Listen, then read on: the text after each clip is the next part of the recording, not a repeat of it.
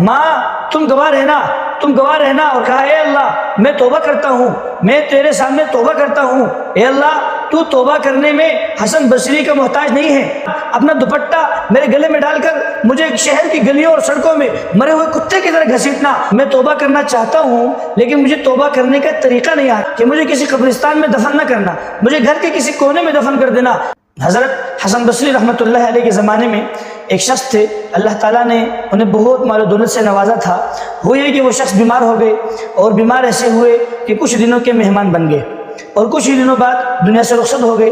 اور جتنا بھی مال تھا وہ سارا مال ان کا ایک بیٹا تھا اور ایک ان کی بیوی تھی، ان کو مل گیا۔ جب اولاد کو ایسے مال مل جاتا ہے تو اولاد ایسے مفت کی کمائی کو بے تحاشا اڑاتی ہے، اور اولاد ایسے مفت کی کمائی کو ایسے غلیظ اور گندی جگہ میں استعمال کرتی ہے کہ الامان الحفیظ۔ غرض یہ کہ بیٹے کو مفت کی کمائی ملی، بیٹے نے برے برے دوست بنانا شروع کر دیے، بری محفلوں میں شامل ہونا شروع کر دیا، شراب شباب کباب مستیاں شروع کر دی۔ ماں ایک نیک خاتون تھی، ماں سمجھاتی تھی بیٹا ایسا نہ کرو، یہ ہلاکت کا راستہ ہے، یہ تباہی کا راستہ ہے، یہ آپ کس طرف جا رہے ہو، چھوڑو ان باتوں کو۔ لیکن بیٹا ان باتوں کو مانتا نہیں تھا۔ ماں حضرت حسن بصری رحمۃ اللہ علیہ کی مجلس میں جایا کرتی تھی، ان کے بیانات سنا کرتی تھی، تو کہتی تھی کہ بیٹا تم بھی میرے ساتھ چلو، ہو سکتا ہے کہ وہاں تمہارا دل نرم پڑ جائے اور تم توبہ کر لو۔ لیکن بیٹا ماننے کو تیار ہی نہیں تھا۔ غرض یہ کہ کچھ زمانہ گزرا، کچھ عرصہ گزرا،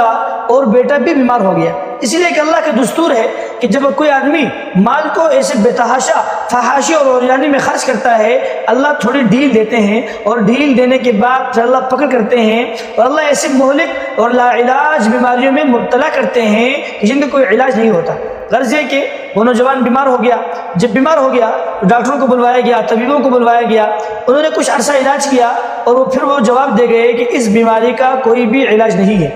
اب یہ بیچارہ موت کے بستر پر پڑا، اس کو اس بات کا احساس ہو گیا کہ اب میں دن بدن موت کے قریب سے قریب تر جا رہا ہوں، اب میں موت کے منہ میں جانے والا ہوں۔ پھر دل میں ایک جذبہ بیدار ہوا کہ چلو یار توبہ کر لوں۔ تو ماں سے کہا ماں میں توبہ کرنا چاہتا ہوں لیکن مجھے توبہ کرنے کا طریقہ نہیں آتا کہ توبہ کرتے کس طرح ہے۔ آپ یہ کریں کہ آپ حضرت کی مجلس میں جائیں اور ان سے کہیں، حضرت حسن بصری رحمۃ اللہ علیہ کی مجلس میں جائیں اور ان سے کہیں کہ میرا ایک بیٹا ہے جو توبہ کرنا چاہتا ہے لیکن اسے توبہ کرنا آتا نہیں، آپ تشریف لے آئیں اور اسے توبہ کروا دیں، ہو سکتا ہے کہ اس کی مغفرت ہو جائے۔ الغرض ماں بیچاری ماں ہوتی ہے، ممتا جاگ اٹھی، اندر جو محبت ہے اس نے جوش ماری، ماں نے جو ہے برقع اوڑھا، پردہ کیا، اور حضرت کی مجلس میں گئی اور حضرت سے کہنے لگی کہ میں وہی بیوہ عورت ہوں جو کئی دفعہ آپ سے اپنے بیٹے کے لیے دعا کروا چکی ہوں، آپ آج میرا بیٹا موت کے بستر پر پڑا ہے، آپ تشریف لے آئیں اور میرے بیٹے کو جو ہے توبہ کے کلمات دہرا دیں، اسے توبہ کروا دیں، وہ توبہ کرنا چاہتا ہے لیکن توبہ کرنا آتا نہیں ہے، آپ توبہ کروا دیں، ہو سکتا ہے کہ اللہ اس سے راضی ہو جائے اور اس کی مغفرت ہو جائے۔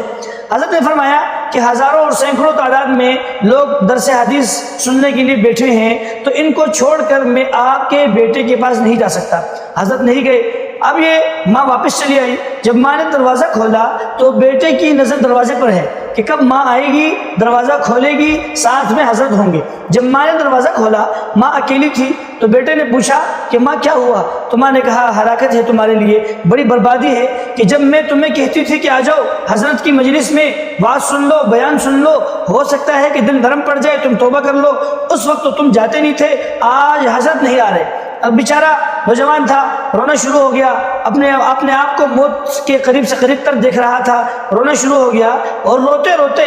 ماں سے کہا کہ ماں تم گواہ رہنا، ماں تم گواہ رہنا، تم گواہ رہنا، اور کہا اے اللہ میں توبہ کرتا ہوں، میں تیرے سامنے توبہ کرتا ہوں، اے اللہ تو توبہ کرنے میں حسن بصری کا محتاج نہیں ہے، اے اللہ تو مغفرت کرنے میں، تو جنت کے لیے جانے میں، تو اپنی رضامندی کے لیے حسن بصری کا محتاج نہیں ہے، اے اللہ میں تیرے سامنے توبہ کرتا ہوں۔ اور یہ الفاظ دہرائے اور کہا اے ماں تم گواہ رہنا کہ میں نے اللہ کے سامنے توبہ کر لی ہے۔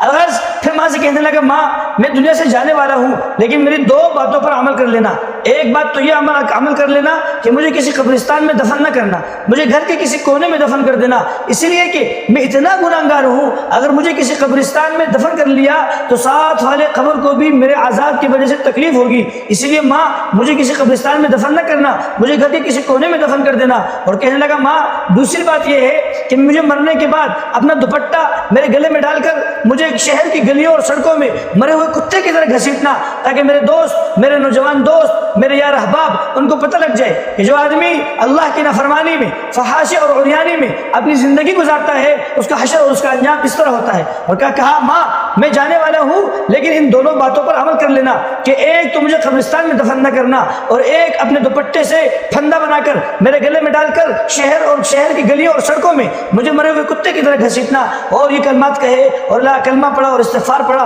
اور جو ہے اس کے بعد دنیا سے چلا گیا۔ اب جب دنیا سے چلا گیا، ماں تو ماں ہوتی ہے، تھوڑی دیر بیٹھ کے پاس روئی خوب روئی،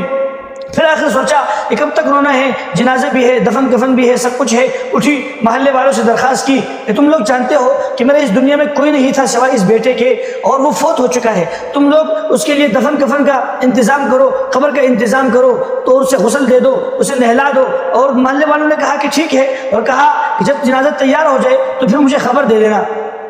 محلے والوں نے کہا تم پردہ کر لو، انہوں نے پردہ کیا، ان کی ماں نے، انہوں نے غسل دیا، نہلایا، کفن پہنایا، قبر کا انتظام کیا۔ جب جنازہ تیار ہو گیا تو والدہ نے کہا کہ آپ لوگ آپس میں مشورہ کر لو، آپ لوگ آپس میں مشورہ کر لو، تو جو آدمی تیار ہو جائے جنازہ پڑھانے کے لیے وہ پڑھا دے۔ لیکن کہا صبر کرو، میں پھر حضرت کی مجلس میں جا کر ان سے پوچھ لیتی ہوں کہ حضرت جنازہ تو پڑھا دیں۔ اب ماں تو ماں ہوتی ہے، حضرت کی مجلس میں گئی اور کہا کہ میں جس بات کے لیے آئی تھی کہ آپ میرے بیٹے کو توبہ کروا دیں، میرا بیٹا دنیا میں رہا نہیں، اب جنازہ تو پڑھا دیں۔ تو حضرت غصہ ہو گئے اور غصہ ہو کر فرمایا کہ جاؤ، جس شخص نے زندگی میں ایک نماز نہ پڑھی ہو آج مجھ کو جنازہ پڑھا دو۔ جنازہ نہیں پڑھایا، حضرت نے کہا میں جنازہ نہیں پڑھاؤں گا۔ ماں تھی بیچاری واپس آ گئی اور محلے والوں سے کہا کہ آپس میں مشورہ کر لو، جس نے جنازہ پڑھانا ہے وہ پڑھا دے۔ محلے والے مشورہ کر رہے ہیں، دروازے پر دستک ہوئی، والدہ نے دروازہ کھولا تو دیکھا کہ حسن بصری ہے دروازے پر۔ بڑی خوش ہوئی کہ اللہ آپ کو اجر دے، اللہ آپ کو انعام دے، اللہ آپ کو جزا دے۔ آپ پہنچ گئے جنازہ پڑھنے کے لیے؟ کہا ٹھہرو، میں بھی محلے والوں سے کہتی ہوں کہ جنازہ نہ پڑھیں، حضرت تشریف لے آئے ہیں۔ حضرت نے کہا ٹھیک ہے، لیکن میری بات سنو، میں آیا کیوں ہوں؟ آیا اس لیے ہوں کہ جب میں نے تمہیں ڈانٹا کہ جاؤ، جس شخص نے زندگی میں ایک نماز نہیں پڑھی میں اس کا جنازہ پڑھاؤں، میں نہیں پڑھاتا۔ فرمایا جب میں نے تمہیں ڈانٹا اور تم چلی گئی، اس کے بعد میرے سونے کا وقت تھا،